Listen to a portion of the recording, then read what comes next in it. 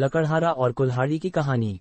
एक गांव में एक लकड़हारा रहता था जो जंगल से लकड़ी काटकर बाजार में बेचकर पैसे कमाता था। एक दिन वह रोज की तरह जंगल में लकड़ी काटने गया और नदी के किनारे एक पेड़ से लकड़ी काटने लगा। अचानक कुल्हाड़ी उसके हाथ से छूटकर नदी में जा गिरी।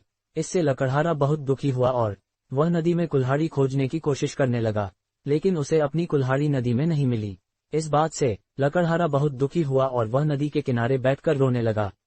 जब वह नदी तट पर रो रहा था तब लकड़हारे की आवाज सुनकर भगवान नदी से प्रकट हुए। भगवान ने लकड़हारे से पूछा कि तुम क्यों रो रहे हो। इस पर लकड़हारे ने आदि से अंत तक की सारी कहानी भगवान को बता दी। लकड़हारे की कहानी सुनकर प्रभु को उस पर दया आ गई और लकड़हारे की मेहनत देखकर उन्होंने उसकी मदद करने की योजना बनाई। इसके बाद भगवान जी नदी में अंतर्ध्यान हो गए और लकड़हारे को सोने की कुल्हाड़ी देते हुए कहा, ये रही तेरी कुल्हाड़ी। सुनहरी कुल्हाड़ी देखकर लकड़हारे ने कहा, हे भगवान, ये कुल्हाड़ी मेरी नहीं है। ये सुनकर भगवान फिर से नदी में गायब हो गए और इस बार चांदी की कुल्हाड़ी लकड़हारे को देते हुए कहा, ये लोग तुम्हारी कुल्हाड़ी हैं। इस बार लकड़हारा भी उसने कहा कि यह कुल्हाड़ी भी मेरी नहीं है और मुझे केवल अपनी कुल्हाड़ी चाहिए।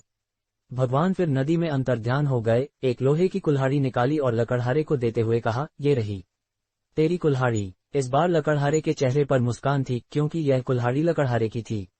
उसने कहा, यह मेरी कुल्हाड़ी है।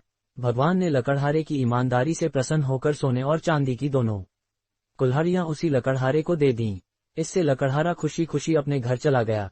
कहानी से सीख। लकड़हारे की इस कहानी से हमें ये सीख मिलती है, हमें हमेशा अपनी ईमानदारी पर ही रहना चाहिए, क्योंकि जीवन में ईमानदार व्यक्ति को कोई भी नहीं हरा सकता है।